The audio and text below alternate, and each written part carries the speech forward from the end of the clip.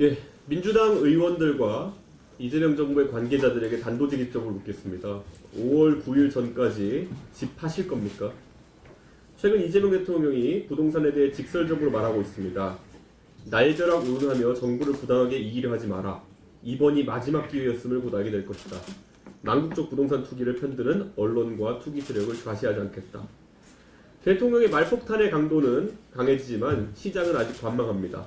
시장이 기다리는 것은 말이 아니라 행동이기 때문입니다. 대통령께서 아무리 강력한 메시지를 내놓아도 시장은 그 말에 누가 어떻게 반응하는지를 봅니다.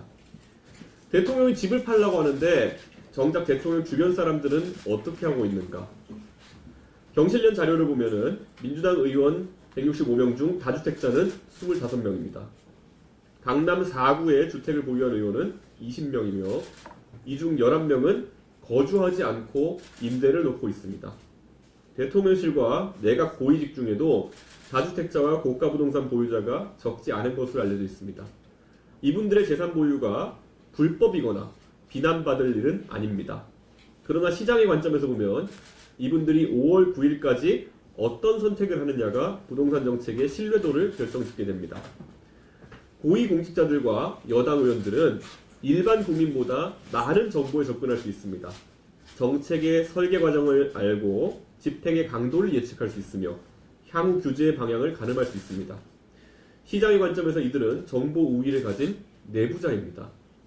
주식시장에서 내부자가 자기 회사의 주식을 파는 것은 가장 강력한 매도 신호입니다. 부동산 시장도 다르지 않습니다. 정책을 만든 사람들이 집을 내놓는 순간 그것은 고점입니다. 라고 현수막을 거는 것과 같습니다. 만약 이 내부자들이 5월 9일까지 자신의 주택을 매각하지 않는다면 시장은 정책을 만든 사람들조차 이 정책의 효과를 믿지 않는다고 생각할 겁니다. 설계자가 따르지 않는 규제를 국민이 왜 따르겠습니까? 반대로 내부자들이 먼저 매물을 내놓는다면 시장은 다르게 반응할 것입니다. 정책을 만든 사람들이 먼저 움직인다. 이번엔 진심인가 보다. 대통령께서는 정부를 이기는 시장은 없다고 말씀하셨습니다.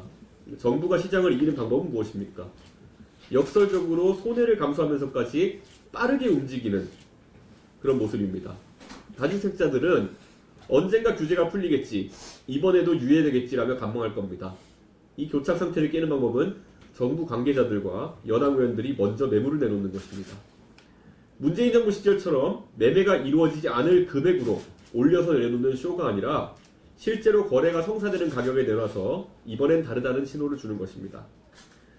문재인 정부 시절을 상기해봅니다. 2019년 노영민 비서실장이 수도권 다주택자에게 매각을 권고했을 때 당시 민정수석은 강남의 아파트를 팔지 않고 사의를 표명했습니다.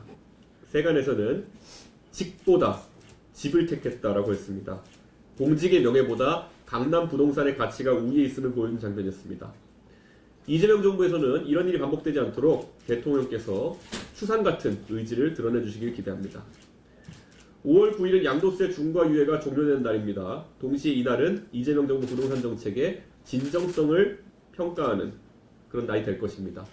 5월 10일 아침 상당수의 고위공직자와 여당 의원들이 매각에 동참했다면 시장은 정책을 신뢰하기 시작할 겁니다.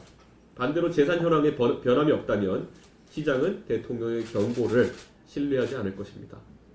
대통령님, 민주당 의원들과 정부 관계자들이 매도 계약서에 도장을 찍는지 아니면 여전히 등기 권리증을 쥐고 있는지를 시장은 지켜보고 있습니다.